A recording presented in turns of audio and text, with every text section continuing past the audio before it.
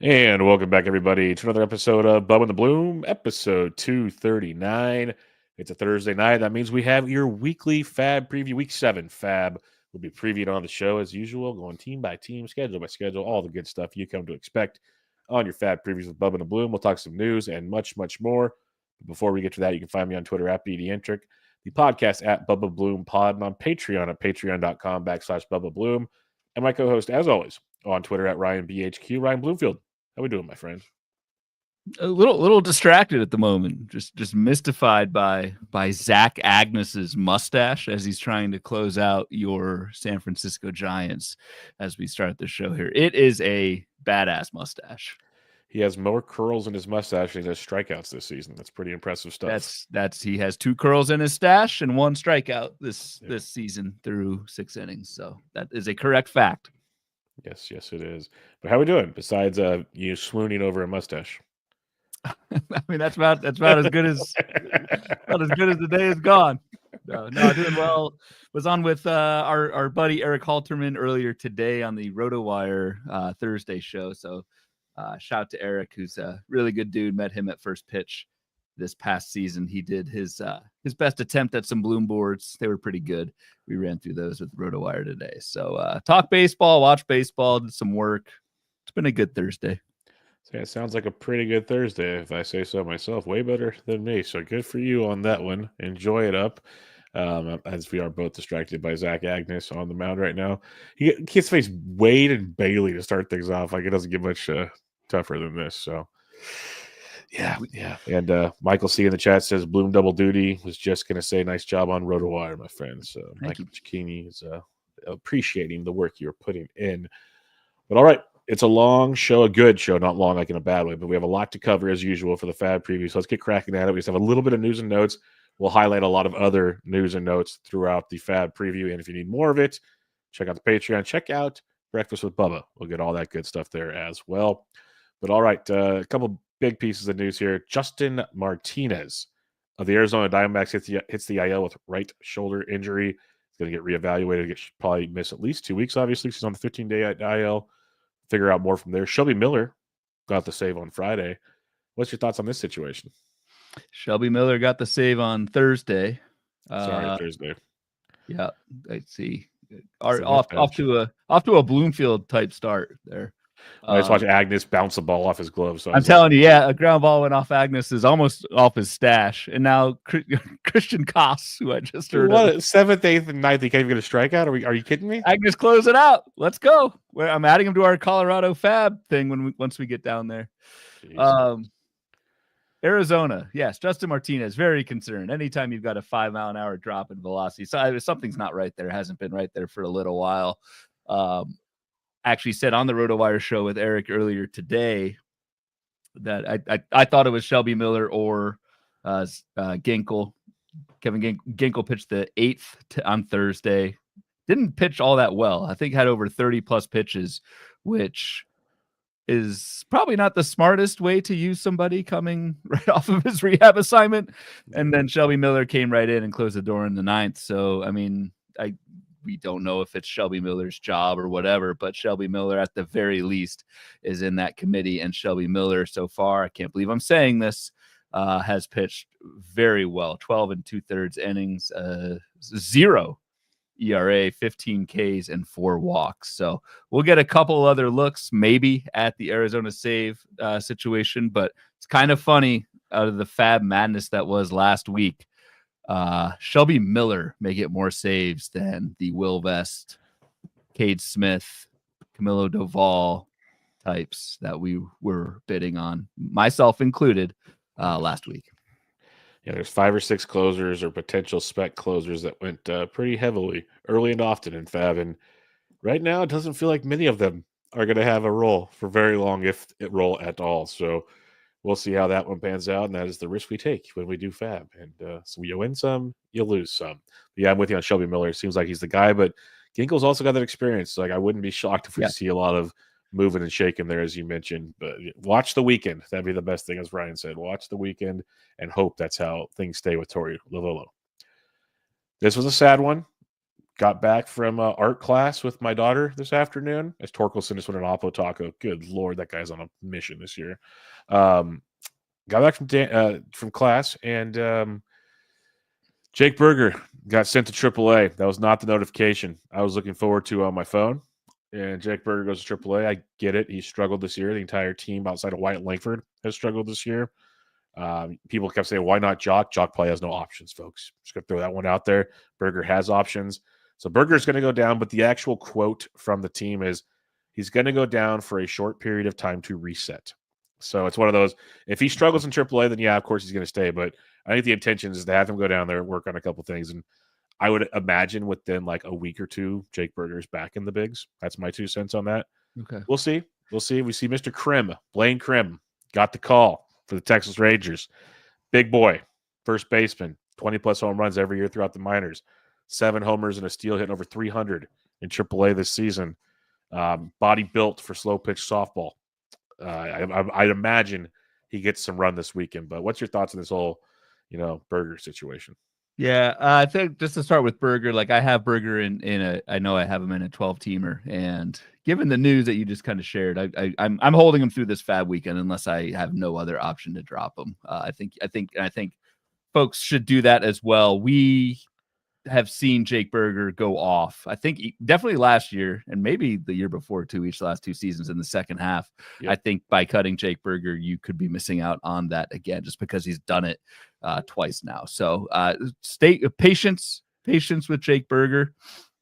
Blaine Krim, the mighty Krim, the Krim Reaper. We'll workshop some nicknames there, but I don't think given the Berger news, you may only get like 1 week out of Blaine Krim, and maybe it's a good week, but this is a guy who's 28, hitting pretty well right at AAA, but I think someone who doesn't have much prospect pedigree, probably doesn't have a long playing time leash.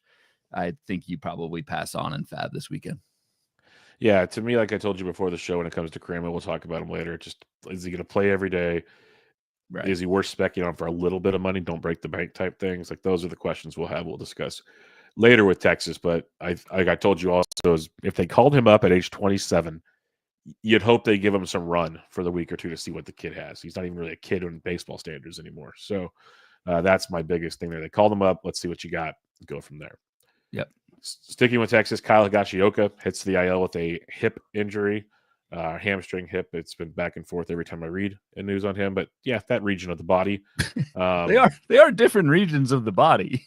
No, one's a hip, one's a hammy. They're kind of close. Yeah, you know what I'm trying to say. It's a leg injury. Yeah, I mean, if you stand up and put your arms down, your wrist is near your knee. I got some other jokes. We're just going to move on from there. Yeah, Higgy goes to the IL. Good. Tucker Barnhart is going to be the backup catcher for Jonah Heim. So the biggest piece of news here is Jonah Heim should be running away with playing time now. We've already mentioned in recent weeks that Heim was getting DH reps while he wasn't catching. Now it looks like it's back to Heim time in Texas.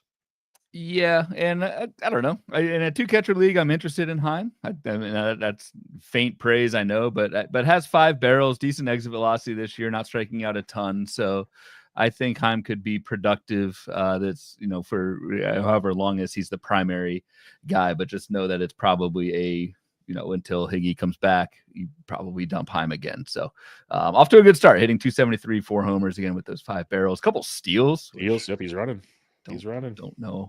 Don't know about that, but the biggest thing, he's making hard contact, similar to what we saw in 2023. But yeah, so I would probably prioritize Jonah Heim this week in FAAB if you need a second catcher. Yeah, I've been streaming him for a few weeks in 12s, so I could see the appeal for that for sure. All right, let's get to it. Let's get to the weekly FAAB preview, my friend. Week 7, we're talking schedules. We're talking most added on Fantrax. So we're talking 2-pitch pitchers. What are we looking at this week when it comes to the 30-team schedule for the week of May 5th? Yeah, I don't have too much macro level wise. Are not too many 7-game weeks, which kind of sucks. There's only 6 teams with 7 games, no teams with 5. So you don't have to worry about that for the Monday to Thursday lineup period. Your 7 gamers are the Chicago White Sox, The Kansas City Yay. Royals get 7 games of a very good schedule. Looking at the weekly planner here, Oh, a not massive 10% time. K to walk for pitchers going against the Royals, and that's because it's White Sox and Red Sox pitchers. The Braves get 7 games. Reds get 7 games, all on the road. They're all at home this past week. Arizona Diamondbacks, and then your Los Angeles Dodgers get 7 Whoa, games whoa, whoa. against get a good Easy, schedule Turbo. too. Get a good schedule too. Good Easy. week coming for the Dodgers. At least the hitters. I don't know if they can throw out an actual rotation at this point, but No. they will probably be able to hit this week. So those are your 7-game teams next week. Man, I don't know what I deserve to get that stray thrown my way, but here we are. All right, let's get to it. Team by team, we'll start in the AL East here. The Baltimore Orioles, Ryan, they have 6 games this week, all on the road. 3 at Minnesota, 3 at the Angels, 1 lefty, 5 righties. And we've been saying it for a long time, and you've been touting it a lot as of all the last couple seasons, honestly. Yeah. Ryan O'Hearn, still 63% rostered in OCs. So what are you waiting for? Yeah, this is honestly, last week was probably the week for Ryan O'Hearn. I had been off Ryan O'Hearn. Like the second half of last season was pretty brutal, and that kind of stuck with me this year. But Ryan O'Hearn says he's in his normal spot, right? Against right-handers, he's hitting cleanup for a team that is awful against lefties, but they only get the 1 this week. So that's good. I feel like this is a put up or shut up week for Heston Kjerstad. Has not really done anything, but I think will continue to play regularly because who else is walking through that door for Baltimore? So nobody. You've got that. That's about it. Charlie Morton was unceremoniously moved to the bullpen. That was a brutal start. Cade Povich, mildly interesting to me. His next 2 starts, it's not a 2-step next week, but his next 2 starts are at the Twins, who are horrendous against lefties, and then at the Angels, who are just horrendous in general. So Cade Povich hasn't, pitched fantastic this year by any means, but if you're looking for streamer matchups for the next couple weeks, I think Cade Povich and 15 teamers is an option for you. He's an option in 12s too. I talked about it on the bench with Bubba with Ben. I picked up Povich for $1 in a couple leagues this past week to stash him for these upcoming 2 weeks, just to save some scratch. So I got a couple of Povich shares that I'm going to unleash the next 2 weeks. Cross my fingers that they survive. But like looking at your pitching sheet and everything, a part of the weekly planner, you know what I'm talking about. No, I'm flipping over to it now. Cade Povich has the easiest schedule. And again, this is all part, if you're on the Patreon, this is just another tab in the weekly planner. Cade Povich has the easiest schedule for the next 2 weeks, again, because it is those 2 starts. The Twins have a 74 WRC plus against lefties. The Angels 59. So that's why we're touting this. Yep. So that's what I was looking at. Thanks to the sheet. Reference it way more than I thought I ever would. So it's a very, very useful tool in those regards. Yeah, other than that, though, when it comes to the O's, it's pretty much the Ryan O'Hearn show. I like the Cade Povich shout as well. Not a whole lot else available. Like Tyler O'Neill, we talked about, hit the IL. Jordan Westbrook's on the IL, so they should miss most of the week next week. And to your point about outfield options, ain't a lot of them, even in AAA, to come up and save the day there. So that's about it for Baltimore. Let's head to Boston. They have 6 games this week, 3 at home versus Texas, 3 at the Kansas City Royals, 1 lefty and 5 righties. Not a player to pick up, but I just want to shout out those that took the chance on Christian Campbell. Dude's freaking raking. So congrats on that. Other than that, I don't have a whole lot to add here. All I have is Lucas Giolito is back, and I think is only 22% rostered in NFBC 12 teamers because he had to have been picked or drafted and then dropped or whatever. So Giolito, I don't know. Like his rehab assignment was pretty rough. Pitched pretty well in his debut. I forget who he pitched against, but Giolito, I mean, in starting pitching is so bad in FAAB these last couple of weeks that Giolito almost by default is probably one of the top starting pitcher ads that you could probably add this week, even though I'm still skeptical on the command with Giolito given the long layoff, but he will definitely be sought after in NFBC formats. Yeah, he's paid Toronto in his first start. I picked him up for $1 in a couple leagues this past week, so pretty. Look at this guy, man! You're like a week ahead on everything. That's what I try to do, get him for cheap so we don't have to have these bidding wars. The other thing I want to mention with Boston, stay close to the news on Friday. Walker Buehler went back to Boston to get his shoulder checked out because he has not, like, since his start on Saturday, it has not felt normal to him. So he had to fly back to Boston because they were in Toronto for that series to have their team doctors check him out. If he is to miss time, Cooper Criswell, Josh Kowalski, whatever. Sorry, I totally butchered that. Those are the two guys we saw last year come in times like this. Those are the next two in line, it seems like. Cooper Criswell most likely because Richard Fitz is on the IL, unfortunately, because he would slide right in here and help out a lot if possible. Well done. Or is Cutter Crawford? Is he alive? Are we doing a Tommy Edman welfare check on Cutter Crawford? Starting a throwing program, but it's still a little ways away. Yes. Yeah. No, good call on the Buehler thing. Buehler pitched well lately, but the velocity was down 2 ticks, down from 95 to 93 this year, and that's worrisome. So hope for the best, but yeah. All right, New York Yankees, 6 games coming up this week, 3 at San Diego, 3 at the Sacramento Athletics. Man, Aaron Judge in that stadium. Like, can you just picture the chaos that's about to take place there? This is a Trent Grisham week, man. He gets to play. He usually plays 2 out of 3 games each series. So with 5 righties, should play 3 or 4 games at least, probably more. Leading off, hitting homers. Like, it's hard to ignore Mr. Grisham right now. It is hard to ignore Mr. Grisham leading off. Like you said, it's that this is that time, to the detriment of Jason Dominguez, who's kind of in a conversation. Tough do you spot. drop Jason Dominguez? Right. I don't. Tough. Right. I don't think you do. Yeah, I think you bench and wait it out, because I think the Trent Grisham thing at some point will deflate. But right now, Jason Dominguez is kind of a tough guy to start every week because he's kind of like a part-time player at the moment. Yeah, he's at 228, almost a 33% K rate, 2 homers, 3 steals, is walking 10.5% of the time, but it's a brutal profile right now. 7% barrel rate, 50% hard hits, good, but it's like one of those things with a young kid. He needs to play every day, or he needs to send him to AAA. Like, sitting on the bench isn't going to help the cause, and they apparently like their Trent Grisham because he's producing, so it makes sense. So I'm with you. Like, in 15s, you obviously hold Jason, and 12s you're holding for now, but just realize it might come to a decision point here if you get an injury or two that he might be a future cut in your situation. So don't ignore. What's your take on, we'll just do our weekly check-in here on Mr. Devin Williams. I know you're rooting for him to get back in the 9th. Pitched well. I think only pitched once or twice this week, but in the 8th twice. Obviously you're not dropping Devin Williams. You're holding similar to like Jason Dominguez. Do you have how if Devin Williams continues to pitch well, let's just assume that, how quickly do you think he's back in the 9th? Yeah, we were talking before the show. I think it's another week or 2 max, because he's pitched 2 innings, 2 clean innings, no hits, 1 walk, 2 strikeouts. Like, he's looked good. The changeup, the airbender has looked better of late. Velocity is starting to look more consistent with him. And again, it's not a high leverage role, so who knows? But that's the point of sending him to the 7th and 8th innings. Right. I think we'll see him maybe at least 1 more week, but I think we see him soon enough, and I'm very excited that to get him back in there. So yes, I'm confident in what we're seeing right now.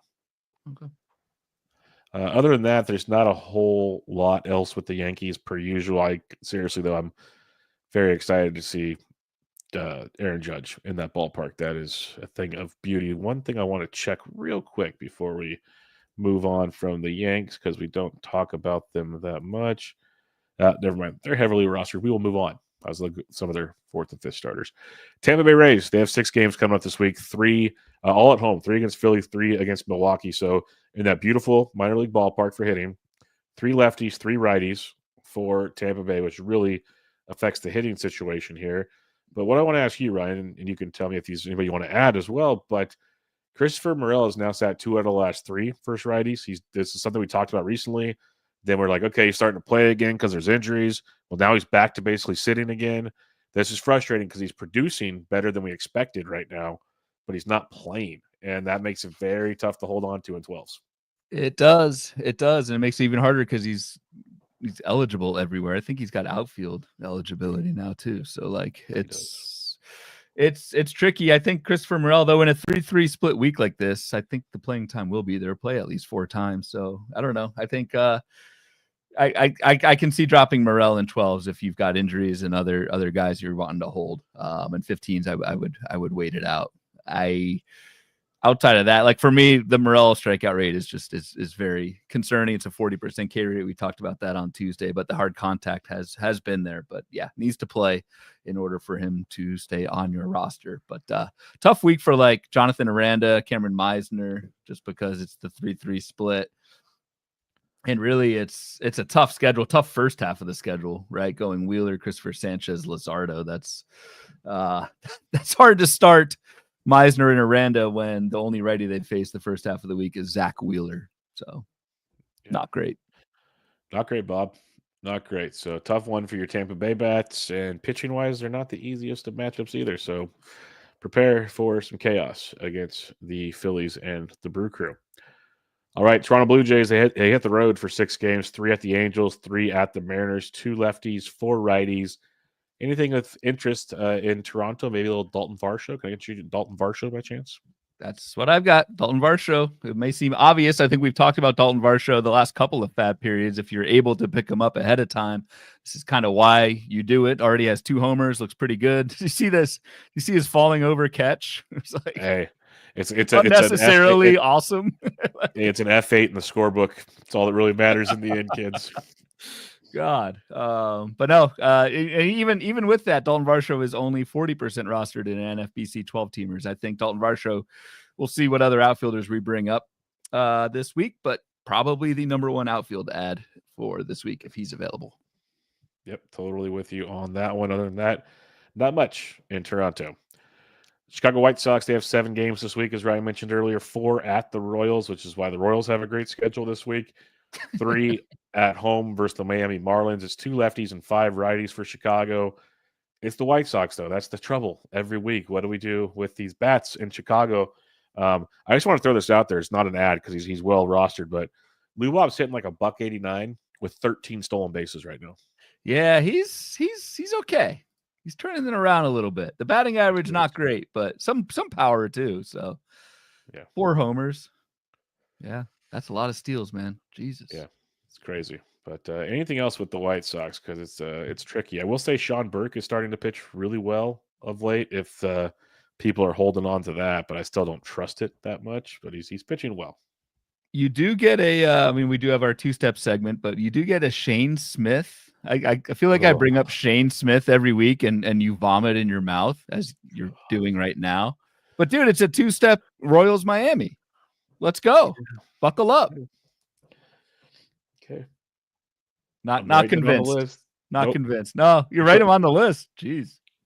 Yeah, it reminds me to write him up because he's probably 2% rostered, so he counts. But yeah, Sean Burke's 3% roster, by the way. So I wanted to bring him up through another gym on Thursday. We saw Sean Burke go 6 innings, no runs, 5 Ks in that outing.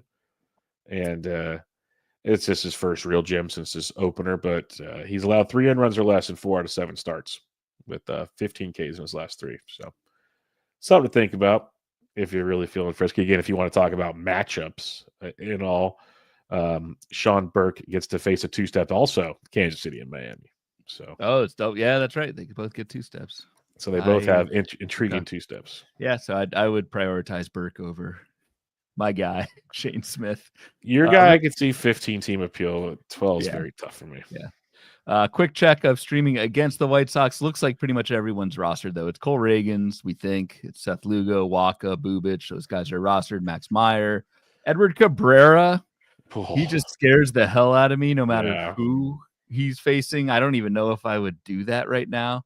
And then it's Sandy. So not much you can do this week for streaming against one of the worst teams in the league. And a good thing for you, Ryan, is Chase Mydroth was activated from the AL on Thursday, picked up a couple hits. He's back leading off. Yeah, that's great. Maybe there's an 8 a.m. Friday game that I can miss putting Mydroth back in my lineup. I was trying to help a homie out that your guy's back. Maybe I didn't know if you left him in for this week just to see if he come back, but he's 6% roster for those that are needing some middle infield help with a pretty good average in middle. Is he really only 6%? 6%. Because people have probably dropped him when he hit the IL. But no, because he hit the IL like after FAAB. That was my whole deal, and before the 8 a.m. That was last week, though. We've had FAAB this week. Oh yeah, no, you're right. I got you. I see where you're going with that. Yeah. So I got you. But if you need middle infield help, not a ton of power, but a pretty good counting stats otherwise. All right, it's way too much time on the White Sox. Yeah, Cleveland Guardians. it was too deep. Yeah, six games coming up this week. 3 at the Nationals, 3 at home versus the Phillies. So a little interleague week for the Cleveland Guardians. 1 lefty, 5 righties for Cleveland. One playing time thing I want to mention, Ryan. I hope I don't steal your thunder on this one. Nolan Jones was hitting very well. Nolan Jones was hitting a 50% hard hit rate. Nolan Jones has sat on 2 of the last 3 right-handed pitchers for Kinsey Noel to get reps in right field. So just want to throw that out there. Now you can run with whatever. I hope it didn't steal it all from me, but no, take that and run. That's a good call. I think Big Christmas, Kenzie Noel. Let's see how much he plays Friday, Saturday, Sunday. But yeah, starting to and definitely will play against lefties. But Cleveland has faced a bunch of righties in a row, and Noel has played for the last 6. So Kenzie Noel, I'm sure, is widely available if he continues to play against righties. I think that's a really good option. All else I have here is it looks like Emmanuel Clase is the guy. Doesn't even look like it is. He is the guy again in the 9th inning. So Cade Smith, who I did pick up in maybe our listener league, probably dropping him. Well, let me throw this at I don't know. I got to think about it. Clase's last outing where he picked up the save, he did allow 1 run. It was a 3-run lead, so it wasn't clean. True. He struggled. He still wasn't like locking things down like he was before. So I get it if you want to drop him. I'm not going to say no, but I don't know if it's like we could see this backfiring again here in another. Give it another week, maybe type of deal. If you've got, no, that makes sense. But it's Class A's world. We're just hoping we can live in it. And to your Kinsey, and if you do, people like your Gabriel Ariases or anything like that, the first half of the week versus Cleveland is great with Irvin, Lord, and Soroka. Like it is a 9.1% K to walk Nationals threesome. So it's one of the better hitting like first halves you'll see out there. Yeah, jeez. The good Lord got his first win today. Yes, he did. I stacked against him in DFS and I went straight to hell. So, we got that one going for us. Never stack against the Lord, man. I learned my lesson. Sorry. Even on Sundays, dude. I'll go say my 10 Hail Marys and I'll be back tomorrow. All right. Detroit Tigers, 6 games coming up this week. 3 at the Colorado Rockies, 3 at home versus the Texas Rangers. So this red hot Detroit team, 2 lefties, 4 righties. I keep saying things first. So I'll give you the floor this time, Ryan. What do you have on Detroit? Not much. My Jace Young call from last week, which you defied correctly. Not looking so hot. Trey Sweeney is the everyday shortstop. Also not hitting that well. You know who is hitting well? And I cannot believe this in our year 2025. The year of the Lord. It's Javi Baez. I still don't believe it. 2 home runs this week for Javi Baez.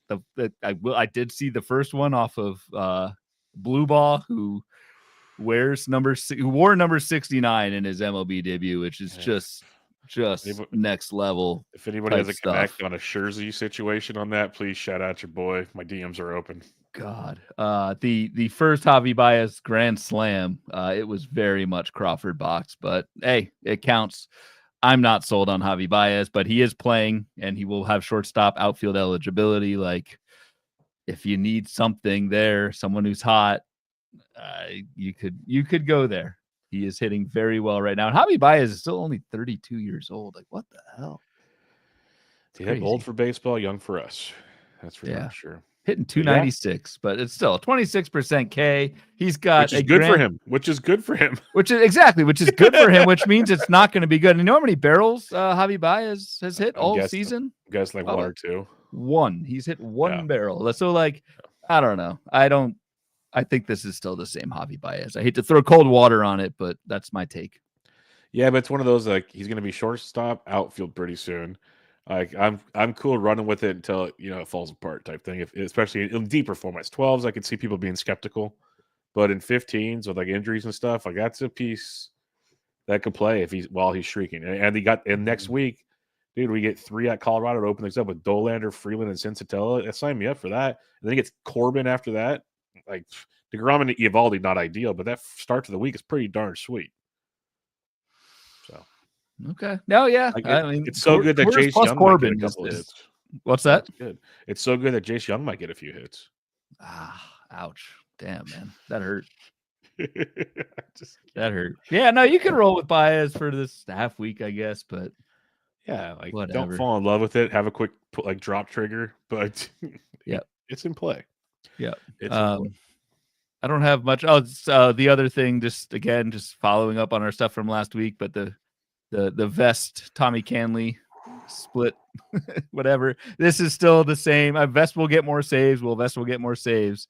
Canley will get more saves. This is just what Detroit does. I don't think that is changing and has changed. So it's just like if it happens that one guy gets a couple saves in a week, everyone goes nuts for him. And I FAAB'd Will Vest in a couple of leagues, not for much, maybe $30-$40, but it's just going to ebb and flow like this, I think, all year.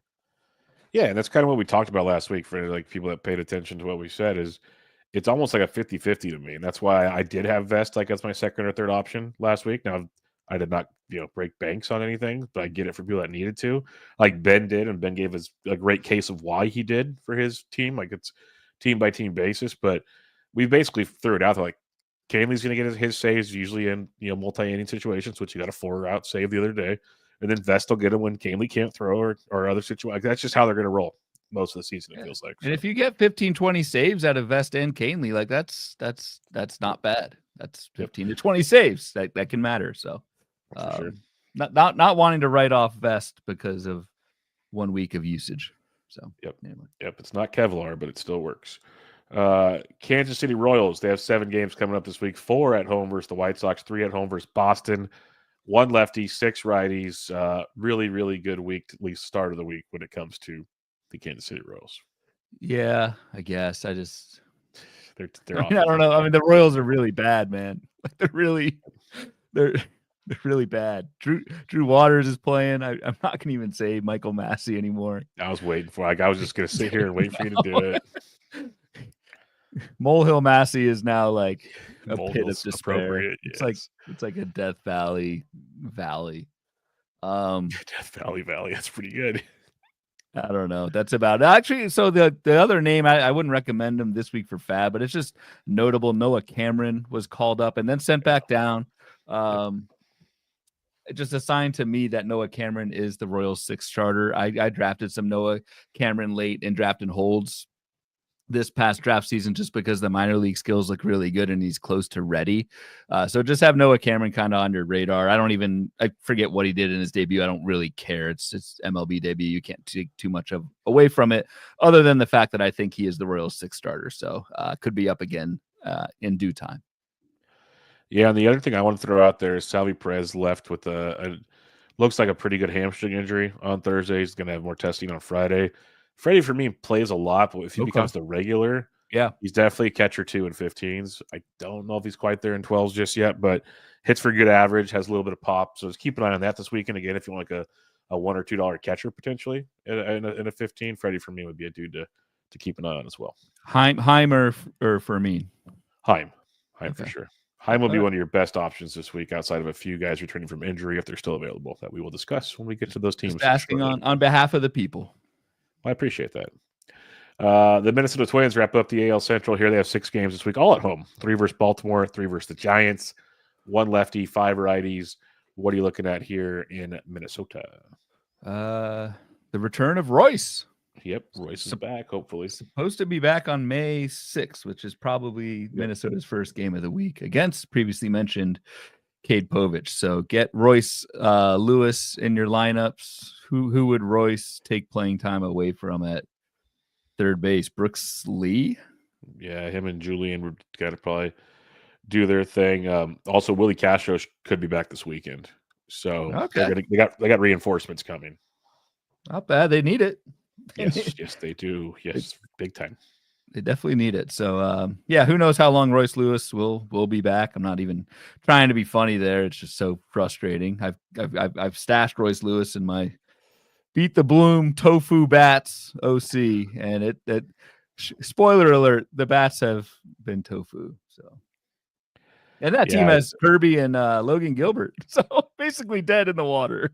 man, that's rough. But yeah, you could. We don't need Mickey Gasper DHing anymore, so they could That's definitely true. use a couple pieces in their That's lineup. true. That's true. All right, the Sacramento Athletics, they have 6 games at home this week. We love to see that. 3 versus Seattle, 3 versus the Yankees, 1 lefty, 5 righties for your Sacramento A's. What do you like in here? Because Nick Kurtz might be available in 2 weeks if you're interested. Ooh, Too soon? too soon. Sorry, I just had to Also, make the probably joke. too soon to throw out this Nick Kurtz stat, but it is a 48% strikeout rate through his Uh-huh. first week of the season. That's You were all over pretty that, man. bad. Plus, it was just kind of funny. Like after the big FAAB bonanza for Nick Kurtz, he was on the bench again against Patrick Corbin on Monday. So Yep, we're gonna play him against everybody. No platoon. He's sat versus Corbin twice now. yeah, that's not great. So way too soon to draw any conclusions from that. Even the K rate, but hasn't been the start we've hoped for from Nick Kurtz. Luis Urias playing second base every day. Yep. For now. Why do you say for now? Zach Geloff started a rehab assignment. Okay. How do you know all this stuff, man? I only do this thing like at least 5 times a week for Just breakfast off with the top, everybody. off the top, Zach Geloff is starting a rehab assignment. Yeah. So yeah, maybe not Luis Urias for that long, but is hitting well and playing second base. Well, yeah, you could use him for this week because they want to get about 6 or 7 games out of Geloff. So at best, he's back probably end of next week, if not the following week. So at least you can get a week out of Luis in Sacramento. So it's not the worst move. Yep. Who else do I have? I thought I had one more. Oh, Gunnar Hoglund. Yeah. Am I pronouncing that correctly? Yes, you are. The hog. The big hog. Can't be calling this guy the hog, dude. That's bad. You speculated on the hog getting called up in playing time tomorrow for HQ a couple of weeks ago. So, what do you think about Hoglund? I like this guy, and he's 6'4". He's a big boy. So, yeah, really good stuff there. He's got through 6 starts. I was just looking at his profile earlier tonight again. Let me pull it up to be accurate for the listeners here, so I don't get that. Gunnar Hoglund, he's the number 2 prospect for the A's, by the way. So it's not like it's just a flash in the pan type guy. He's made 6 starts this year, 29 2/3 innings, has a 2.43 ERA, a 4 xFIP. When you're looking deeper with the Gunnar Hoglund 20% K to walk, usually we see that with some of these hard throwing minor leaguers because of their walk rates. It's only a 6% walk rate, so that's a plus as well. Looking at your minor league leaderboard, I caught on some things: 44% ground ball rate, 35% ball rate. So he's throwing strikes. That's again to the 6% walks. It checks out. He's been not the biggest of strikeout guys throughout the minors. Like it's been a good start this season, but really good stuff. 25 years old. The ground ball rate could actually play in a ballpark like Sacramento. We'll get to see him on Friday. He pitches Friday on the road, so we'll get to kind of get a feel. Yeah, I guess the Marlins is a great place to start. See, that's a smart team actually. Let's get your young kid against a lineup like that to see how things go, and then bring him back to Sacramento where he ends up having to face New York his second time through, which not the best scenario, but definitely got to watch on Friday and potentially spec on in the future.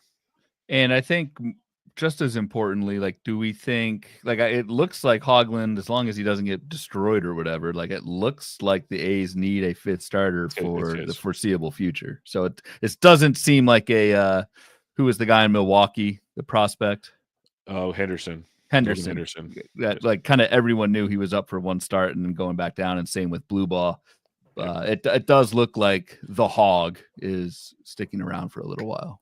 Yeah, because he got called up because JT Ginn got put on the IL. He got a couple starts like he wasn't supposed to do anything. It looks like Scott Burks just announced Trout is officially going to the IL with a left knee injury, so we'll get to that shortly. That's good to hear. But yeah, the hog should stick in the rotation, barring something taking place, because there are some other options in that A's minor league system, but this was by far the best one they have right now. So we'll see how that plays out. Yep. The other thing I want to shout out, something to keep an eye on maybe this weekend, is when Kurtz came up, we're like, okay, Soderstrom's going to play the outfield, Kurtz going to play the outfield, maybe Rooker plays the outfield. That means Miguel Andujar takes a hit, and I keep saying that they have a cesspool at third base, and they need to fix that. Well, Miguel Andujar played third base this week in Texas. Back to his roots.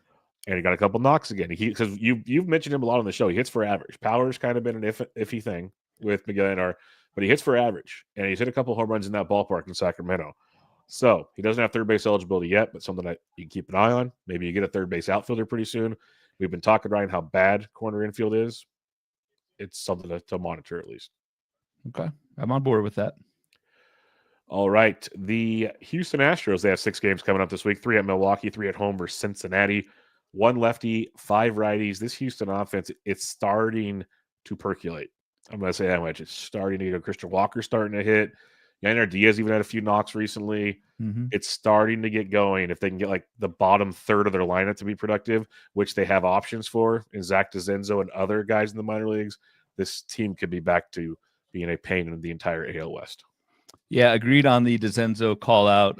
Who has started 5 of the last 6, some lefties, righties sprinkled in there. So pretty good sample there. Kind of looking like last year, though, with DeZenzo, like the K rate is still above 30%, which you don't like. There's a lot of swing and miss there. Not many walks. So I don't know. I think DeZenzo will get another look because the Astros need help in that bottom third of the lineup. But until the plate approach for me improves with DeZenzo, I think he's just a 15-team outfielder if you need someone who's going to play. That's fine. So if you have any other hitters to discuss, because I was going to switch us to the pitching. Yeah, let's talk McCullers, I guess. Gusto. McCullers is coming up to make his first start since 2022 on Sunday. Gusto is, for now, still in the rotation because Blubach came up, made the start, went back to AAA already. Hayden Wesneski's having his start skipped because they want to don't get me started there. Yes, I'm furious because I have him started in every freaking league right now, and he has a great matchup this weekend against the White Sox that just went up in flames. They decided that they want to treat him like Jackson Jobe. We're like, hey, he's young. Let's monitor his innings. That's fine. Let us know. That's all I ask. By Monday morning, please. Or just in general, like we had no clue this was even like on the radar for them right now. And so my point there, if they're going to monitor his innings, and with McCullers' history, do we go 6-man here pretty soon? So Gusto can stick around. Something to keep an eye on this weekend because it feels like if they don't, Gusto's gone. That's just kind of the easy approach, but something to keep an eye on. And if they do, you hold Gusto because yes, as we saw on Gusto, folks. You go and you stick with the Gusto. The skills have been there for Ryan Gusto compared to the other starting pitchers on the wire. So that's an interesting thought. I could see that 6-man happening, and then someone gets hurt, you go back to 5-man, and Gusto's still in. So I like it. Yep. Something to keep an eye on with Houston, but they have a lot of intriguing ways they could put their roster together between AAA and everywhere else. They just haven't done it because why would you want to do that when you have Victor Caratini and Brendan Rodgers and Mauricio Dubon hanging around like Lance McCullers? So yeah, I digress. All right, Los Angeles Angels of Anaheim, who we just found out Mike Trout's hitting the IL with a knee injury. That is an absolute shame once again. They have 6 games this week, all at home. 3 versus Toronto, 3 versus Baltimore, 1 lefty, 5 righties. Where are you sitting on the Angels? I don't know if I'm taking any Angels. In both of my shows, my podcasts today, Uncle Ted has been in the comments with some Gustavo Campero, who is a potential fill-in for Mike Trout. But this is like a 27-year-old, basically journeyman, had 48 plate appearances last year. Not super high on any kind of Trout replacement. The Angels are, especially without Trout now, I think we're giving them the White Sox treatment where we look at the guys you're streaming against, right? Barrios, Bassett, Gossman, universally rostered. Oh, Kyle Gibson, Morton, and it's not Morton anymore. It's somebody else. And then Povich. I'm not rolling Kyle Gibson out there against the LA Angels, but I am doing Povich. So I wouldn't do that either. Curious to see who they call up with Trout going on the IL. Like Matthew Lugo's only hitting 200, but 3 homers and 2 steals. Had a monster spring for them. He's a guy I'd like to see get some reps in the outfield. He came over in a trade from Boston last year. 23 years old. So Ryan Noda. I was looking at that as well, but he's been hitting like $160. It's almost no dice for Noda type situation. So yeah, it's close. It's close. Got a few questions about do I drop Kyron Paris, who is now down to 52% in 12 teamers. So people are giving up on Kyron Paris. 15s you hold if you can. 12s I have zero problem if you want to drop Kyron Paris. He's not hitting. He's not playing he's playing like 67% of the time right now. So I think he's still going to get it figured out. But it's like we talked about before. Pitchers have adjusted to him. He needs to adjust back, and that adjustment is not taking place just yet. Yep. Agreed. So beware. But again, the Angels don't have a lot of options right now, unless it's again Tim Anderson or that garbage situation. Seattle Mariners, 6 games this week, 3 at the A's, 3 at home versus Toronto. We have a TBD, which should be it could be the Hog. That's actually the Hog might go to Seattle, not New York. That would be huge. Actually, the Hog's coming my way. Be huge for Hog. It could be 2 lefties and 4 righties. If all things pan out there, what do you like for Seattle? I mean, things are changing in Seattle, not for the better. They're kind of become a line change team. You've got and just out of like necessity and injuries. So in a 2-3 week, or I don't know, is Hog lefty or righty? You make a joke about that somehow. Righty, he's righty. Dominant hands, the right hand. This is really bad, man. We can't talk about Hoglund. I feel like I'm 12 years old. I don't know. We talked about Samad Taylor. This is all in the wake of the Dylan Moore injury, and now Luke Raley, who it's a severe oblique.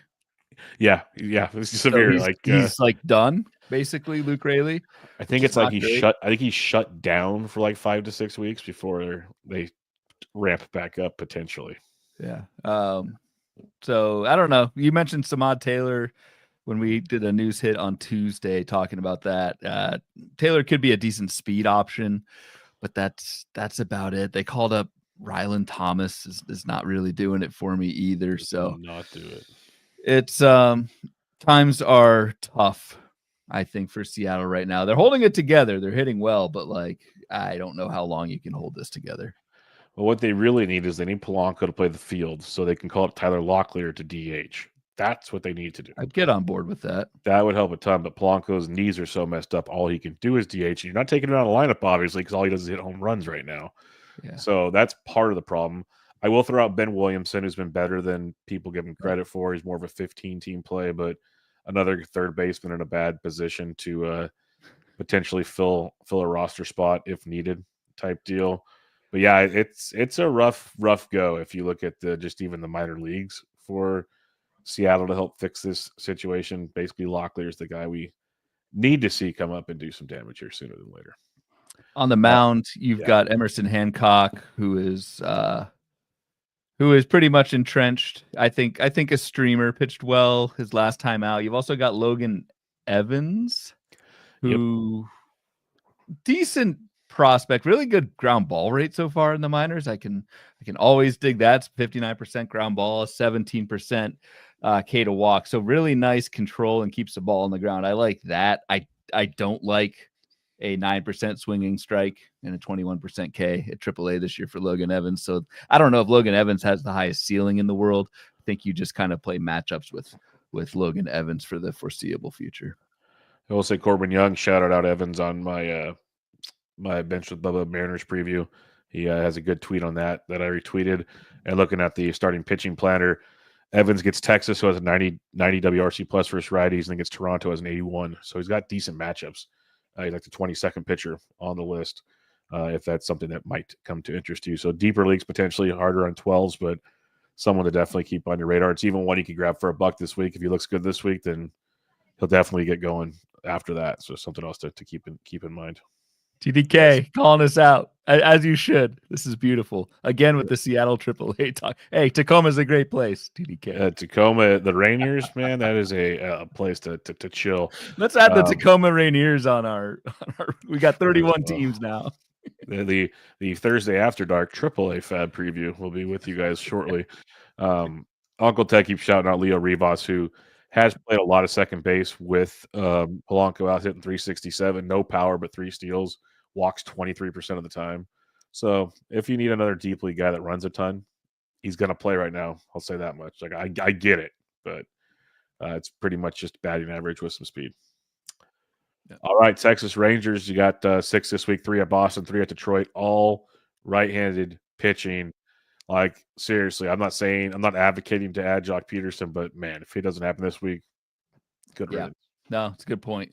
I that's well said. I think, and you may even want to add. I mean, I don't know, 6 righties, 6 pretty bad righties. Giolito, Houck, Bueller, or that may not even be Bueller.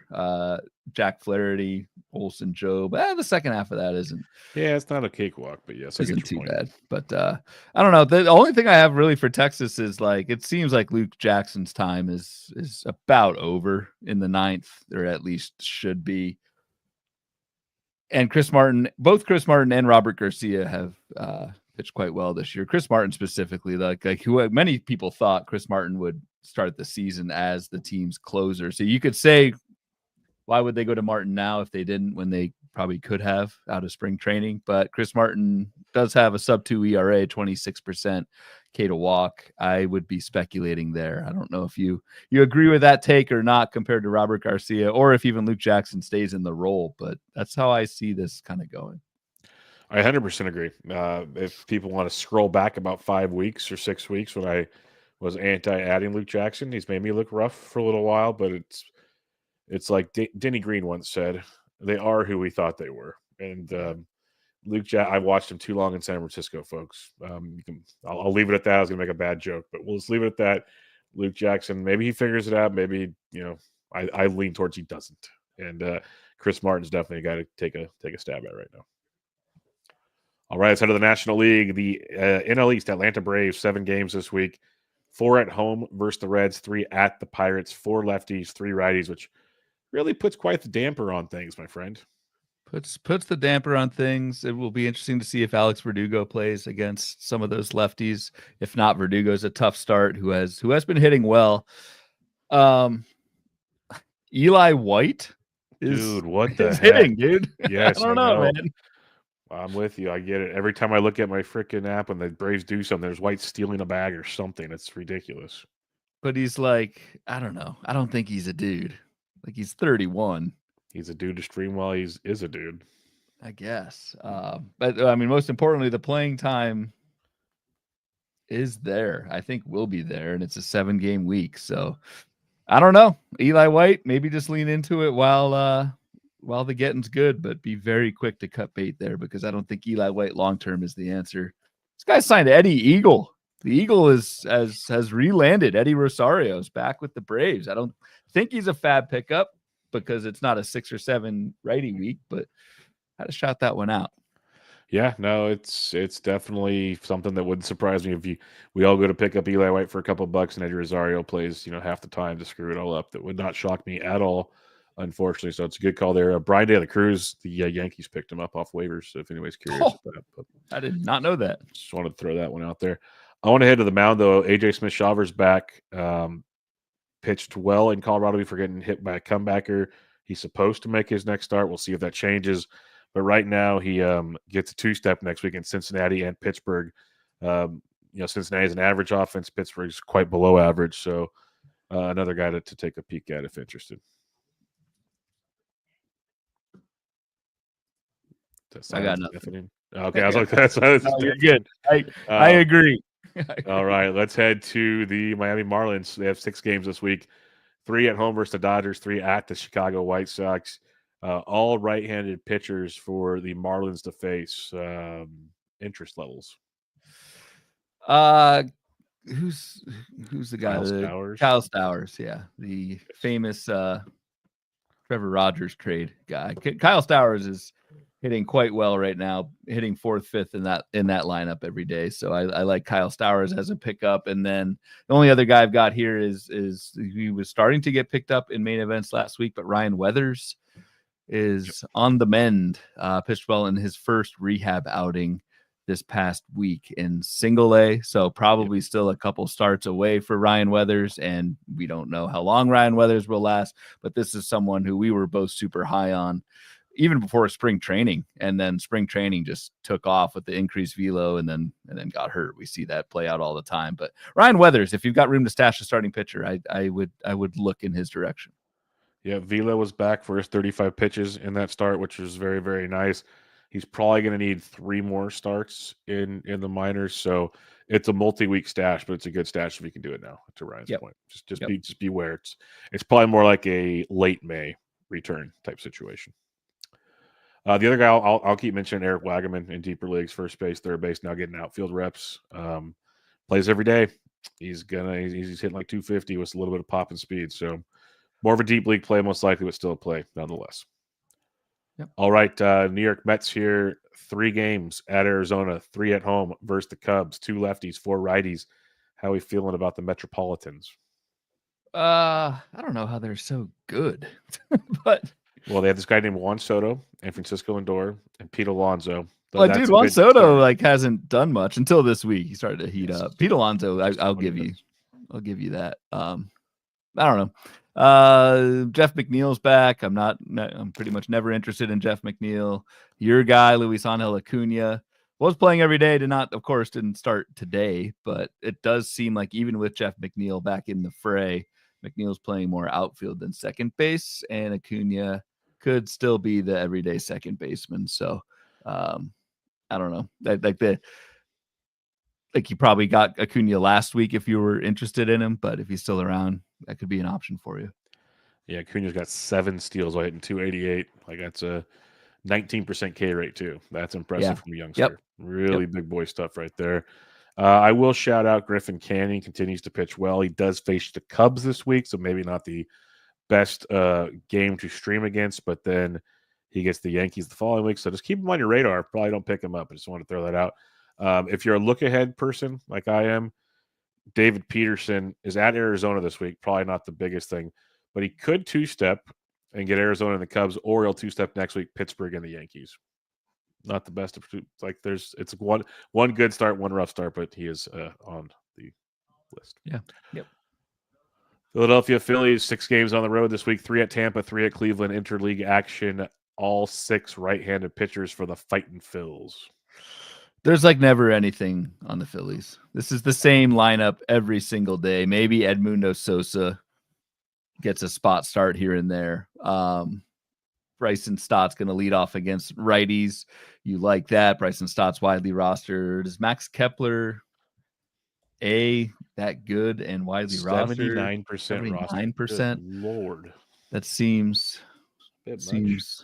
Optimistic for Mighty Max, but I don't know. It's a decent K rate. Yeah, 17% strikeout rate for Max Kepler and 11% barrel rate. So you always like to see barrels in the double digits, and it's a good lineup. So Max Kepler, I would say a streamer, but he's already 80% rostered. So I think the market likes Max Kepler a little bit more than we do. Yes, I'm not that big of a fan. And then just for anybody that can do it, he's 91% rostered, so not that easy for us. But Ranger Suarez returns this week, so keep that in mind. Taijuan Walker back to the bullpen. Washington Nationals, 6 games at home this week, 3 against Cleveland, 3 against St. Louis, 1 lefty, 5 righties. The Nats just a pesky bunch. Love this offense. Doesn't do much for us in add drop situations, but an offense I like nonetheless. Yeah, really like the offense, but outside of like maybe a desperate Jose Tena ad who's playing third base every single day. Desperate's a good word, yes. There's not much here. So similar to the Phillies, the Nationals have very few platoons outside of Luis Garcia Jr. and Ahmed Rosario. Outside of that, it is the same lineup every day with this squad. Our guy Finnegan, 10th save today. Yep. So there's that. And then rotation wise, outside of our good Lord, there's not much. Mackenzie Gore came in today leading the league in strikeouts. That's pretty good stuff. That's awesome. Soroka comes back this weekend if that was something anybody's interested in. Not saying you have to be, just throwing it out there as a note to make. All right, so to the NL Central, we got Chicago Cubs, 3 games at home versus the Giants, 3 at the New York Mets, 1 lefty, 5 righties. Another team where not a whole lot's going to change for me. Not a whole lot. Colin Ray is one who's just I was wondering if you're going to bring him up. Yep. I don't know. He is a big pitch mix change guy. So like that's interesting to me. And he's 43% rostered in 12. So like Colin Ray, I feel like he's not good. No, you add him, please. Colin Ray? He gets the Giants this week, the next week at Miami, at the White Sox. Oh, Add that's him this week. beautiful. Yeah, that's Add beautiful. Colin Ray this week. I don't care. You don't have to start him against the Giants, but you want that following two-step for cheap right now. Add Colin Ray. Colin Ray has one of the biggest changes in pitch mix. So I'm looking at our live bloom boards that we'll go through this again on Tuesday. But Colin Ray has one of the biggest changes in pitch mix of any pitcher from this season to last year. And it's a 21% K to walk. It's a 32% CSW, which is called plus swinging strikes, which is really good. So it is working right now with Colin Ray. The schedule's great, like you just said, and there's a approach change to kind of back it up. So one of those, like, remove the name from your biases and look at what he's doing, and he's been pretty good. Yep. Nope. I will have him on the list. That is for darn sure. A guy I'll be wanting to remember come Sunday FAAB. Cincinnati Reds, they're one of the 7-game teams this week, but sadly, well, they had all this past week at Great Americans. They can't do it all the time. They're on the road this week. 4 at Atlanta, 3 at Houston, 1 lefty, 6 righties. Candelario's on the IL now. That clears up some more playing time. Like I said, it locks in Noelvi, puts Steer at first base. Some moving parts is what I like to say. Are you going back to your boy Fraley this week? Yeah, I'll always go back to Fraley. Scratched on Monday, but yeah, playing regularly against righties. So in a 6-game week, as I switch this over here, that works. I feel like there's not much else on the Reds though, because like a lot of this action was last week, right? With the Noelvi Marte pickup and so on and so forth. Just monitor Austin Hayes' injury situation. Yeah. I just cannot stay healthy, which sucks because he was hitting awesome in the middle of this lineup. So we'll see with Austin Hayes. Great shout on that one. Yeah, other than that, not a whole lot to add. Like if Andrew Abbott's still around, he's not perfect by any means. He's 93% roster now. Never mind, but he's shown some nice. I would have thought the under on that. Yeah, so he's another one of those young pitchers that I could believe an improvement it could be in the cards for him. Milwaukee Brewers, 6 games this week, 3 at home versus Houston, 3 at the Tampa Bay Rays, 1 lefty, 5 righties for the Brew Crew, another team where they don't do a whole lot. Don't do a whole lot. The only thing I've got here is Caleb Durbin did officially pick up third base eligibility this past week. So in NFBC formats, Durbin is second and third base eligible. Trevor McGill got his third save this week. Yep. So that's something. But yeah, I don't know. There's not too much movement right now with the Milwaukee Brewers.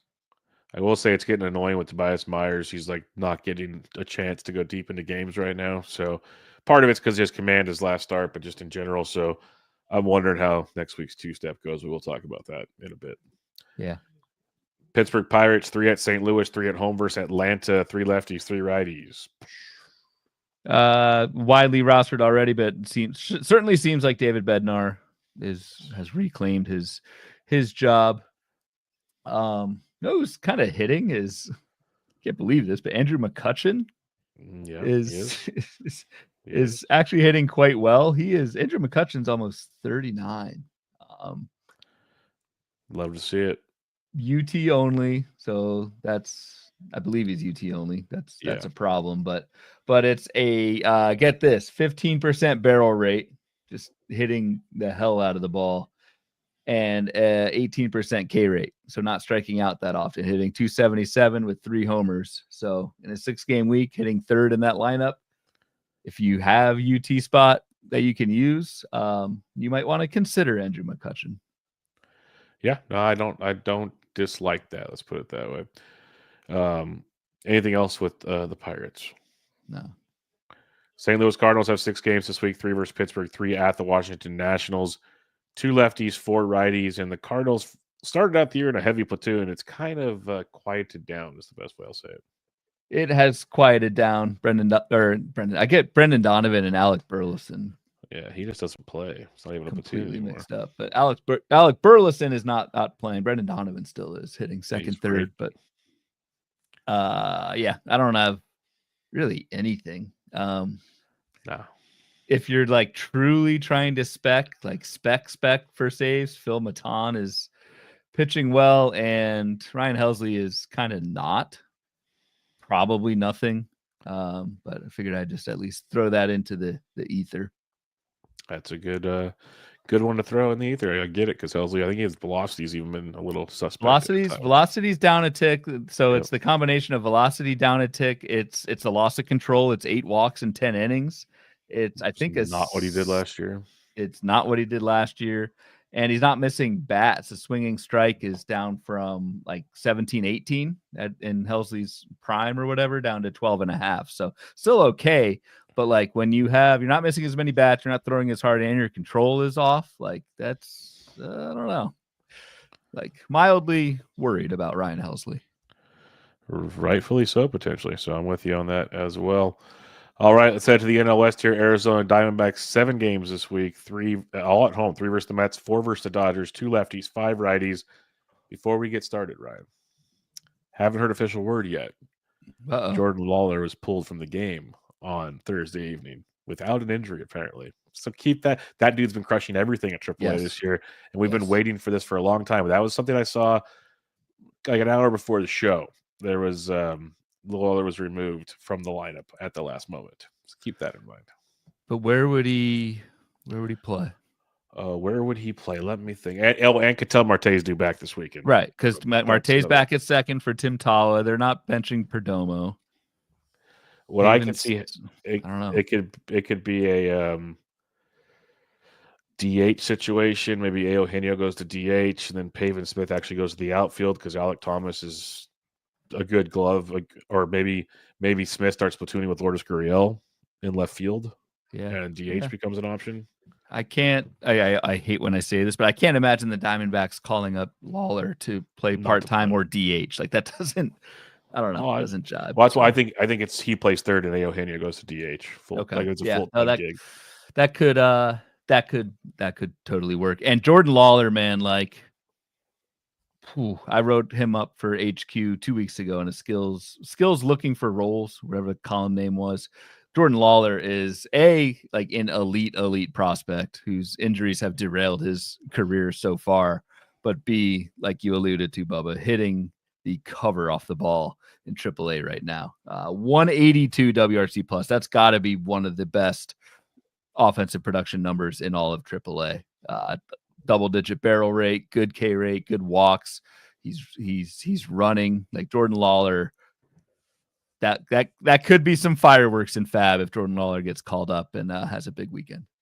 The other guy I meant to mention earlier, so I'm going to backtrack and then we'll get right back to the D-backs here in a minute.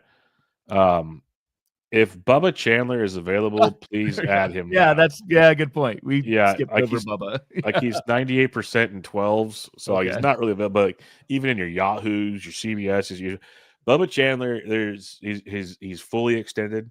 Like they slowly ramped him up. It is the full Paul Skeens trail right now. There's nothing else for him to do at AAA. He dominated again on Thursday. The pitch count's high enough. Like he should be on a plane to Pittsburgh or wherever the heck Pittsburgh's playing on Friday. He should be on that plane right now.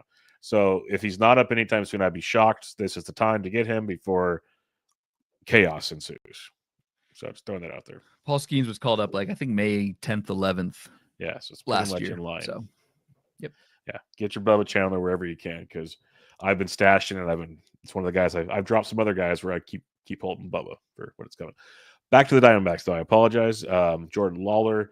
Anything else, though, because it kind of insinuated not a lot of moving parts, at least in the hitting department. Right. I mean, we talked about Shelby Miller versus Ginkel at the top of the show, but I think we both lean Shelby Miller if we're looking for saves, but Ginkel could still play a part, even though Miller got the save on Thursday. Yep, that would be the other one to keep in mind. All right, let's move to Colorado. 6 games this week, all at home in Coors Field, and it's supposed to be heating up a bit, folks. We'll see. It's coming. I promise. 3 versus the Tigers, 3 versus the Padres, 1 lefty, 5 righties. Who interests you in Colorado?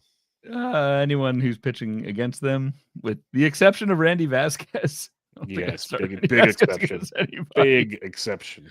I don't think I realized how bad the Rockies. They're 6-25 and a 2-game winning streak, and they just beat the Giants.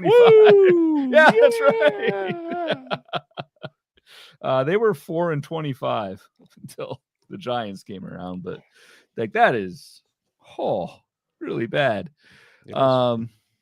I don't know. Michael Togley is starting to come around, but I don't know. Do you have anything on these guys? Like, it's just so hard to. Togley is still 97% rostered in 12s. What? Yeah, that is crazy. I don't just like I get it's Coors. Everyone just wants to force in your Coors, but look at it. It's like It's so bad. Joe's been hit and miss, but it's Mize, Scooble, yes, play against Vasquez, but then Pavetta and King. Like at least Right. 4 of those 6 matchups, I want nothing to do with at all. Agreed. So it's not like the old days. Let's auto stream everybody playing in Coors Field. Maybe I'm wrong. Maybe I'm crazy, but for me, that's a no dog. I will say Tovar should possibly be back towards the end of next week. So, okay. If for some reason people liked Alan Trejo in deeper formats, don't get too excited. Type situation.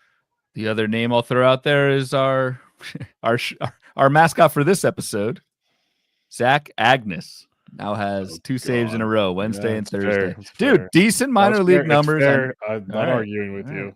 Going at you over the stash here. I just wish he'd strike guys out. Yeah, and not give up fly balls. Like it's 1 strikeout through now 7 innings and a 30% ground ball rate, which, yeah. So I guess I'm not that interested in Zach Agnes because when's the last time a Colorado closer truly worked out? It worked out for who's the dude they signed like long term. Yeah, I know you're talking about. And then he got hurt a couple years ago. Then he got hurt. I don't know. Doesn't matter. Victor Vodnik wasn't bad till he got hurt, but yes. It was good for a couple weeks. Yep. Enough, of course.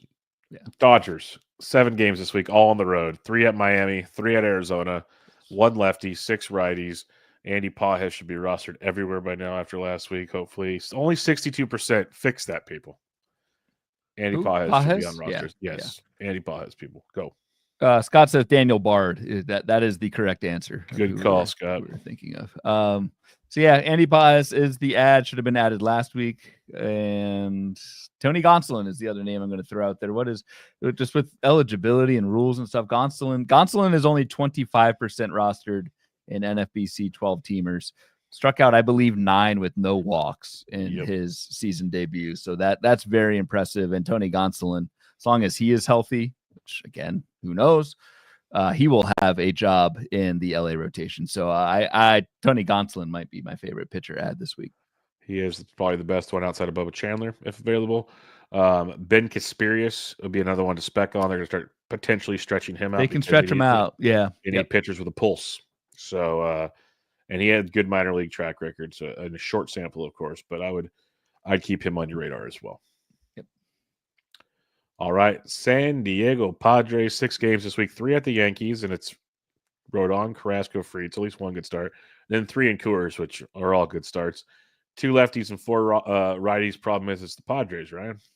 Problem is it's the Padres, and I don't think you're cleaning the sheets this week. I was going to say, are you cleaning the sheets this week? I don't think so, man. 4 righties. Over the weekend, that's a weekend stream. You can clean the sheets on the weekends. You know, work week gets a little busy. You got to get to work. You don't have time to make the bed, clean the sheets, but let's do it on the weekend. Yeah, those three righties against Feltner, Marquez, and Dollander in Coors. Let's go, Gavin Sheets. Not willing to even go there with Jason Hayward, though. No, not a chance. That's a no for me. Yeah. All right, the final team on this wonderful trek through Week 7, the San Francisco Giants, who just lost to the Colorado Rockies for their 2nd win in a row. 3 at the Cubs, 3 at Minnesota, 1 lefty, 5 righties. Do not roster Lamont Wade Jr., but please roster Mike Yastrzemski. Please roster Mike Yastrzemski. You've been on that train quite a bit. Are we rostering this guy I just heard of tonight, Christian Koss? No, I said you can monitor him. Like his minor league numbers were pretty good last year. It was in 88 games, 9 homers, 13 steals, hit about 280-ish. He should get regular run with Tyler Fitzgerald on the IL for a couple weeks, but I wouldn't get overly excited about that at all. I'd almost cross it off your list. Plus, his name sounds like Tristan Casas, so that's also not good. Recipe for disaster. So yes. Yeah. I don't know. Ryan Walker. Well, I mean, what's your take on the Walker Duvall thing? Duvall pitched the 7th tonight. It's Walker's world. I've been saying it all along. Like Walker has to lose the job. He has to lose the job. He has not lost the job yet. It's a miracle that Duvall has 5 saves. He's pitched better this year, but he's also pitching in the 6th inning, the 7th inning. The reason he's got most of his saves where Walker already pitched 2 games. Like, it's just little minor things like that that allowed him to get there. So the crazier stats, the Giants have 10 saves. Like, think about that maybe, and that's pretty nuts.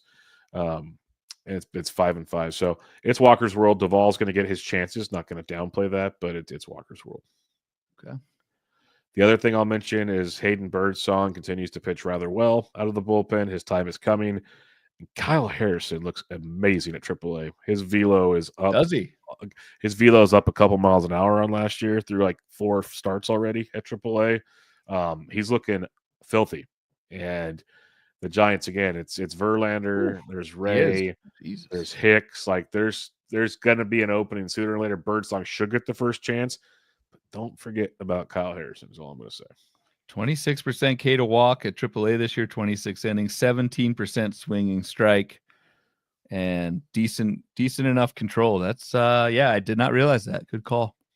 Yeah, he's been nasty, real nasty. So again, another former top pitching prospect. The Giants find a way to get good pitching prospects, just don't usually have them pan out in the bigs.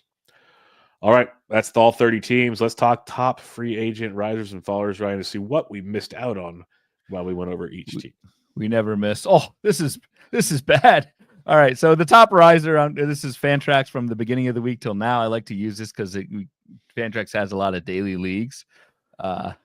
Good site anyway, and you can customize it as any way you want to do it. Does it all for you almost. You can see who's moving and rising or throughout the week, which is really useful, I think, for weekly FAAB. So Andy Pajes is clearing away the top added guy this week in Fantrax, up to 69% rostered.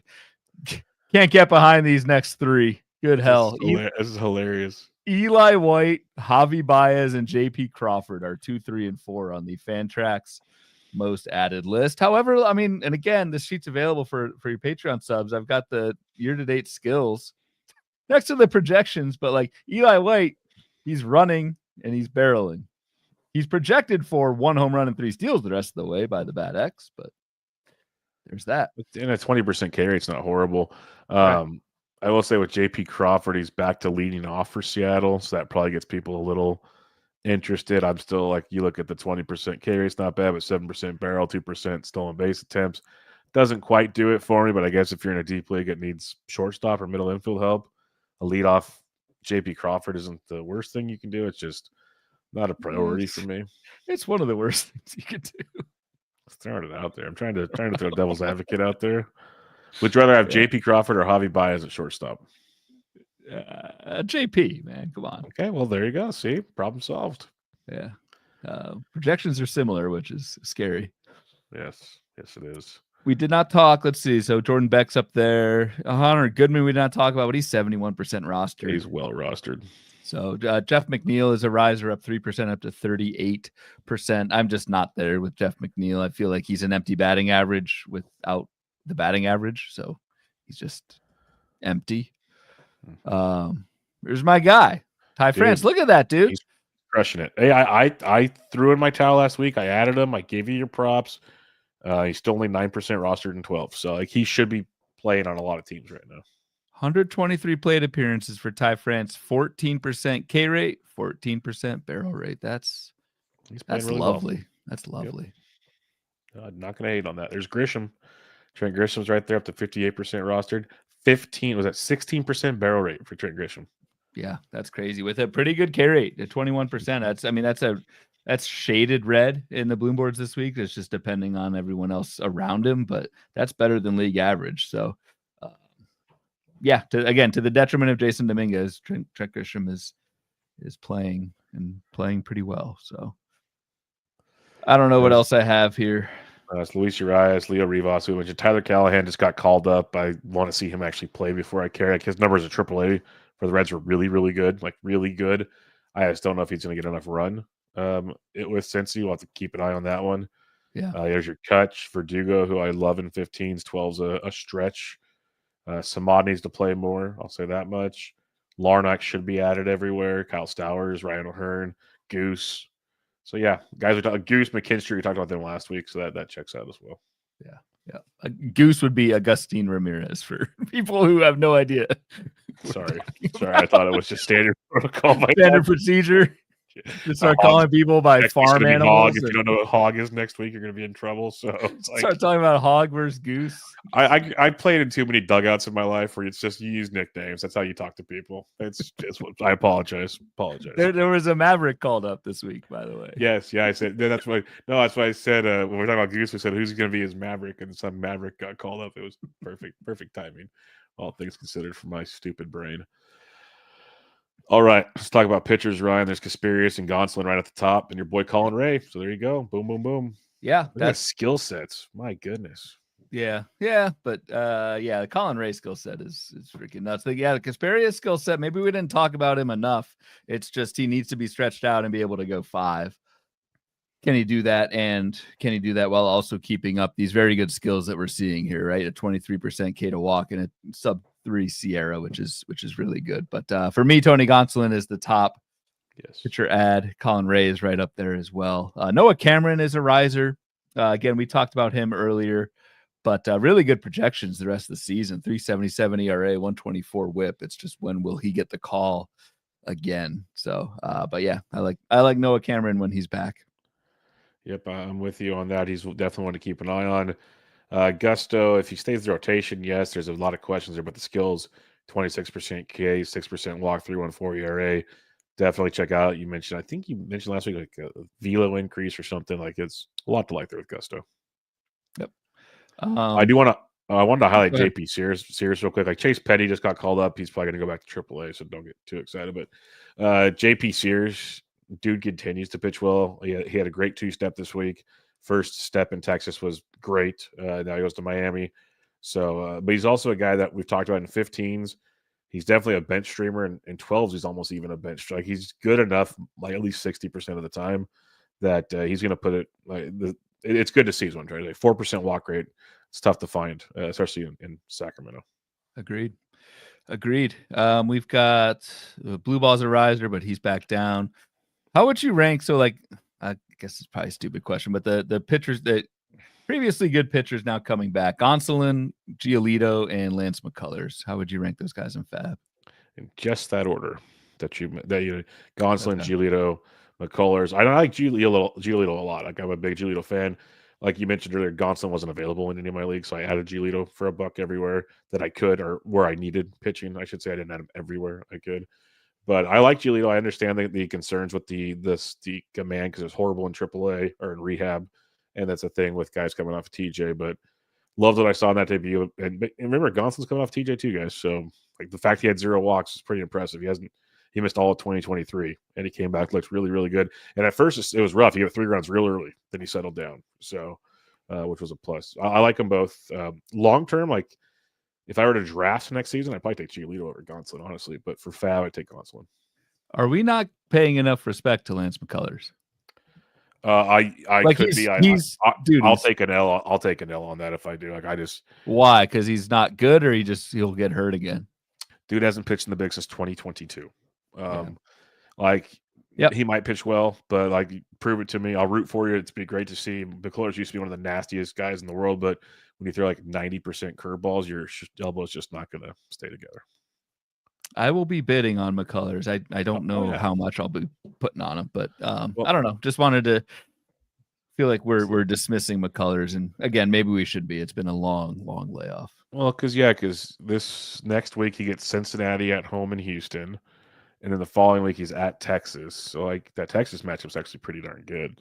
Yep. All things considered. So I guess I want to see how Sunday goes. Let's put it that way before I get too excited about Lance McCullers.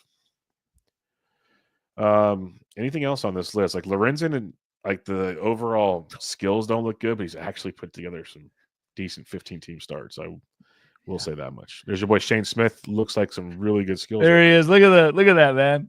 That's good stuff, man. Skills not looking so hot for Shane Smith for people not watching. Oh God! Can't wait till he just gets nuked on Monday. Here's your boy Agnes as well. 4% K rate. 4% K rate. Look for the red K rate, Ryan. You can't miss him. There he is.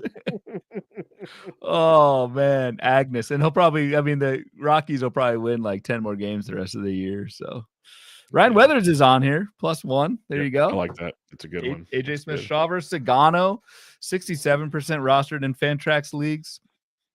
But I don't know. Looked good his last start. He looked great. The splitter was phenomenal his last start, but prior to that, like no strikeouts at all. Yeah. So it's one of those.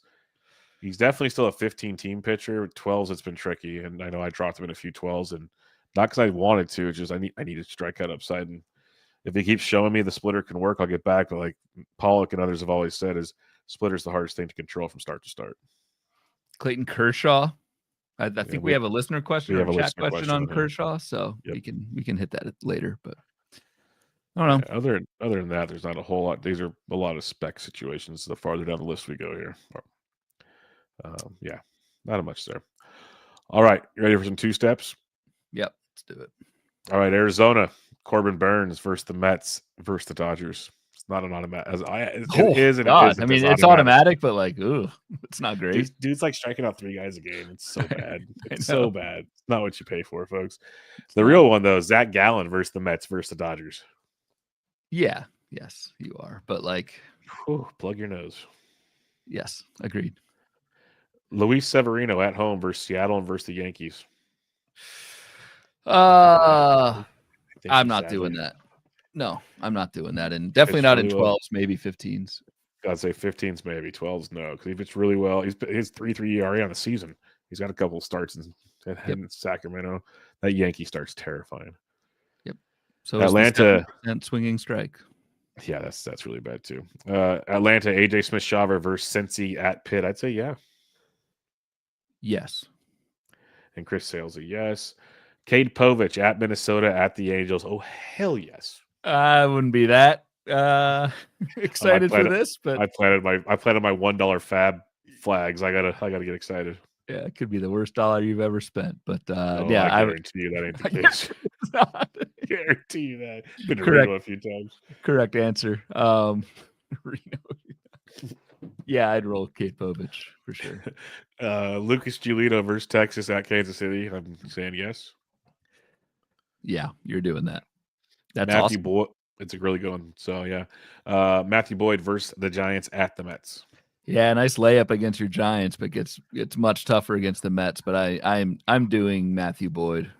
Fired. I mean, dude, they've lost to the Rockies.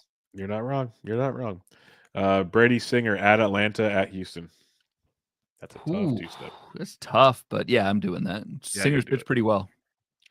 Andrew Abbott at Atlanta at Houston. I would do that too. Pitched pretty well. Yep.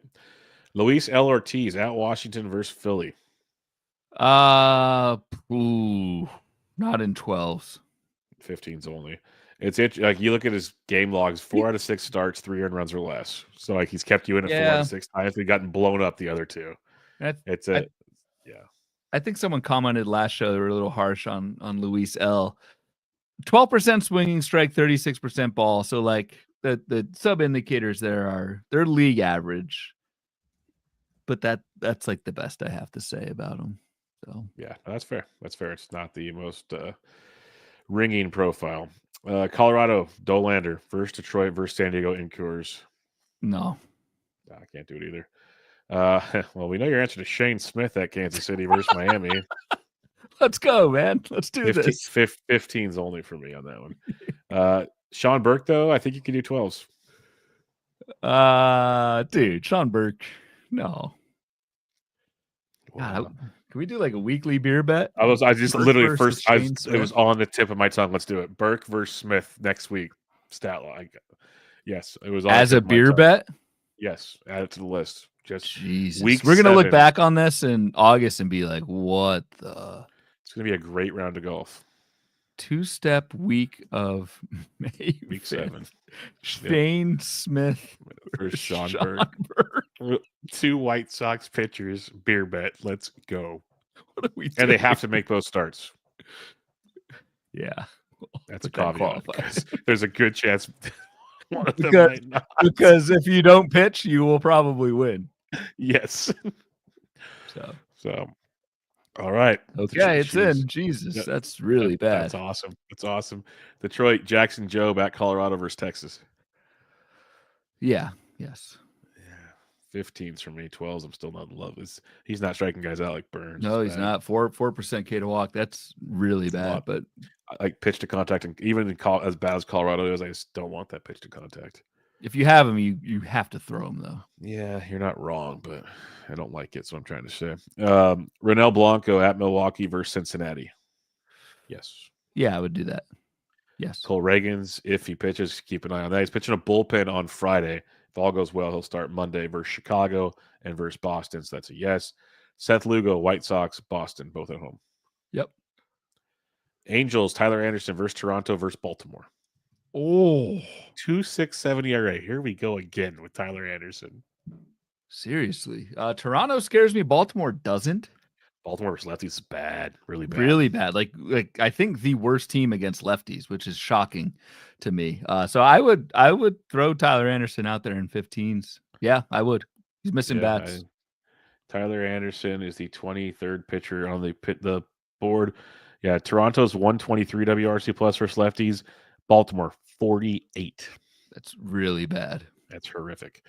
Dodgers right now they have Ben Kasperius in here at Miami, at Arizona. If that's the case, yes, and I need to increase my FAAB interest.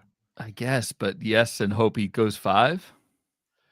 Yeah, but for me, like even if it's 2 starts and he goes say 7 to 8 innings, he could probably get you 8+ Ks. Like obviously you're not getting wins, I get it, but if you give me like 8 innings of good ratios and strikeouts, it's better than almost any starter you're going to stream next week. Outside of Shane Smith. Oh God, he might not even give you 8 innings. He probably won't. And we're talking ratios here. Probably won't. Yeah, I'd have Kasperius over both White Sox pitchers in that scenario. Marlins, Alcantara versus the Dodgers at the White Sox. This is not as easy as you think it is. Yeah, but I think you're still you doing have to it. because the You White have to. Sox. Because I sat in this last week versus the Dodgers and it worked out well, and I'd be terrified to do it again. Tobias Myers versus Houston at Tampa, and like I said, he has not gone deep in his first 2 starts. Yeah, he also has more walks than Ks. I'm sitting this one out. Yeah, me too. Minnesota, Pablo Lopez versus Baltimore versus the Giants. Pablo. Don't even need to ask me that. Yep, you go. Right now, there's no one for the Mets. Yankees, Carlos Rodon versus San Diego at the A's. Yep. Yes. Phillies, Wheeler, yes. Pittsburgh, I always mess up his name. Mlodzinski at St. Louis versus Atlanta. No. Yeah. San Diego, Michael King, yes. Bryce Miller for the Mariners, yes. Giants, Landon Roop at Chicago at Minnesota. Yeah, I would do that. Getting Babbitt really hard lately, folks. So I know. Yeah, he's actually Landon Roop's pitching okay. It's the Chicago start is tough, but I would do that. Yep.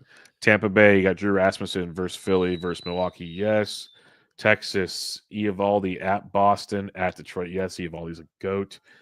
Toronto, Barrios at the Angels, at Seattle. Yeah, I would do that. And Washington doesn't have anybody either, surprisingly enough. So they got that going for them. Huh. All right. So that wraps up our preview for the week. Any final thoughts on that before we get to some listener questions? Let's knock them out. All right, let's do it. A couple in the Discord here as I navigate that minefield real quick. Give me the episode questions. Adam B says, for FAAB episode where I have ratio issues, I'm considering adding a Birdsong or a Mats type long relief guy who's pitching well versus, say, Tyler Anderson, Priester, etc. Dart throw starting pitcher. Overthinking it, or do you like it? Thanks. We like it. I don't know about the Mats part of that equation, but I agreed. To what you were just saying about Kasperius, Kasperius and Birdsong, I think you could. That's a way to go for sure. I've always been a fan of that scenario, so yeah, I'm for it. But given you're making fun of Anderson, we just said he has a sub-3 ERA, so you're talking ratios. Don't get too wild just yet. Michael C says, would you be looking to stash Kershaw where available as free? His fastball velocity was way down around 87 yesterday. I still no, but I guess I get it, but no. I would be interested in stashing Kershaw. I just feel like he knows how to pitch. He's proven he can do that, even with vastly diminished stuff. Yes, you're not wrong in that regard. I'll say that much. All right, couple questions from the old Twitter box. Stephen Pantini says potential burger replacements in 15 teamers. Not much. I don't feel like we didn't talk about many corner infielders. Wagaman, if he's still available. Baseman. Wagaman. Ben Williamson. Oh, This is where we're at, best. Ryan. This is where we're at. It's not great. It's not great. So Gavin Sheets is a first baseman. Ty France is a first baseman if available. Stuff like that. I mean, you It's could not go great, Burger's though. replacement, the mighty, whatever I called him. Yeah, what did you call him? I can't Crim figure- Reaper. The Crim mighty Reaper, there Crim. you go. How much money would you drop on Shelby Miller without knowing his timeline? Well, we know he got the save today, so I'd probably in a 15-team league drop $50-$60 right now. Yeah, Shelby easily. Miller, something like that. He's going to go for over 100 in some leagues, so just get ready. But I'm in the 40 to 50 range. That's my stubbornness. Our buddy Berksy, Oregon Ducks 2 on Twitter. At what point of the season does the small sample size narrative go away and the stats and data become a legit sample size? Ooh. So there was research in the Baseball Forecaster, page 42 this year, that actually looks at this. And basically it depends a little bit on like what stat you're looking at, but essentially it's kind of like midway through the season is when the current year stuff is better than prior year. So about halfway through the season, 3 months in general. That can change, but check out the Forecaster study on that. Good call there. B-Rad says, in both of your opinions, who will be the most impactful arm coming off injury or from the minors that will be available? Bubba Chandler doesn't count because he's owned everywhere. Probably Tony Gonsolin, I think you're saying, right? Gonsolin, I still think Blue Ball can be at some point. So yeah, but for this weekend, I think it's Gonsolin and Giolito. And I still think McCullers a little bit. So I know you don't agree, but I'll throw his name in there. That's right.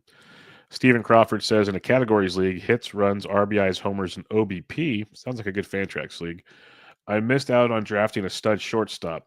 Who do you feel is the best option on my waiver wire? Zach Neto, Carlos Correa, Mason Wynn, or Xavier Edwards? Or should he just stick with his current shortstop in Nico Horner? You could probably just stick with Nico Horner. Probably stick with, I'd go Neto. I'd go Neto over Nico. If OPS is a category. It's OBP.